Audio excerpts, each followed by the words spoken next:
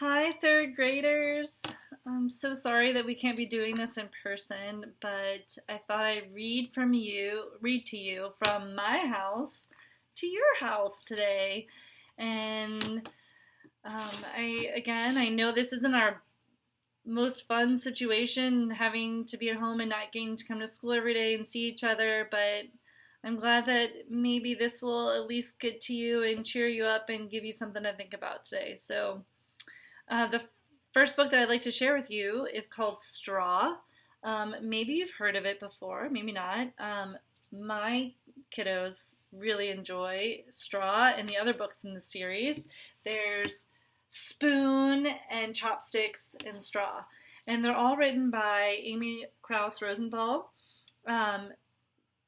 They feature things like straw spoons, whisks that you use in the kitchen, and other things like droppers and timers.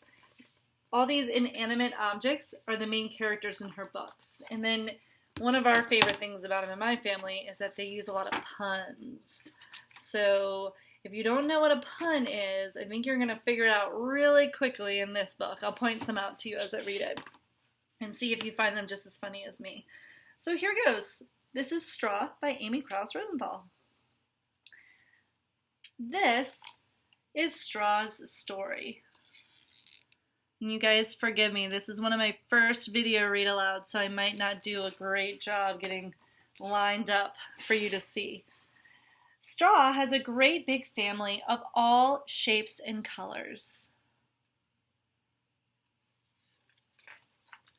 Straw has a great bunch of friends.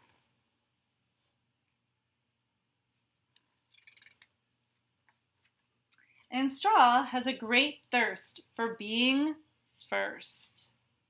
Done! Finish his cup first. As in, Straw really likes to be first. Finished! Finito!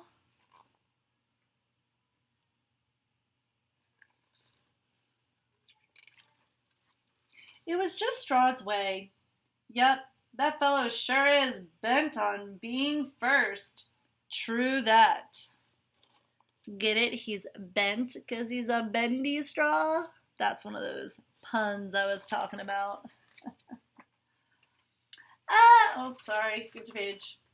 Straw probably would have kept racing along, but one day something unusual happened. Something that did not feel good.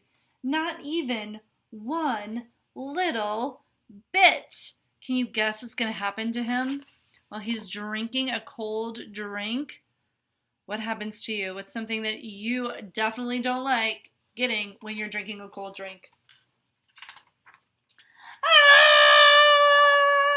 Ah! Brain freeze! Every fast slurp only made it worse. While his head throbbed, his heart sank. Oh, he's bottoming out in the straw in the cup. Meanwhile, over in the corner, one of his classmates could see that Straw was feeling low. Hi, Straw. Do you want to play? I don't know. Come on, it will be fun. She started blowing bubbles. Beautiful glistening bubbles that floated up. How'd you do that? It's easy. I'll show you. Straw got the hang of it in no time. He was all bubbly and giggly. That is until done. Still speeding by. Not everything's a race, Straw. Some things are meant to be savored. I mean, I know I take the long way and meander more than most, but sometimes you just gotta stop and smell the milkshake.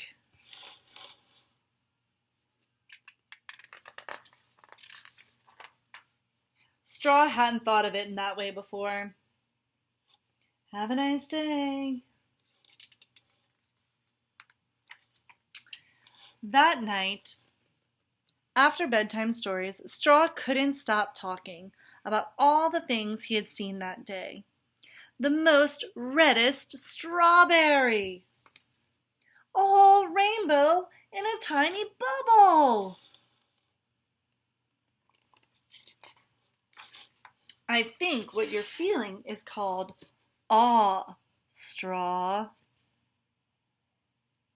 Clink. He lay in bed. His mind was racing. There's no need to think it all in one night, he remembered. Eventually, he floated off to sleep. Get it? He's in a root beer float. And what can I tell you about Straw now? Well, sometimes he still wants to be first, but most of the time, Straw wants to make the good things last. Hey, buddy, what's shaking?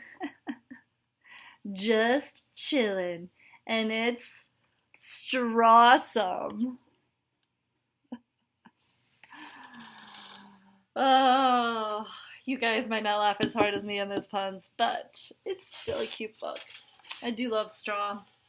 So for me, I think Straw, even though he's talking more about slowing down in things in life in general, is kind of making me thinking about what's going on with us right now. We're all kind of forced to slow down, aren't we? And kind of hang out and be in our houses or maybe in our driveways a little more than we have been in the past. But I'm going to try to be on the bright side and look for the silver linings that come with me being stuck at home and try to appreciate some things that maybe I haven't gotten to appreciate as much before, like spending more time with my family, catching up on some good books that I was always too busy to read, maybe even doing some coloring and drawing that I haven't done in the past, because who has time to just sit down and paint for fun? So I'm going to try to look on the bright side of this for now until we can all be together again and try to think of some ways that I can slow down and appreciate what's happening, find my silver linings, and I hope that you guys will too. Until the next time we read together, see you. Good luck.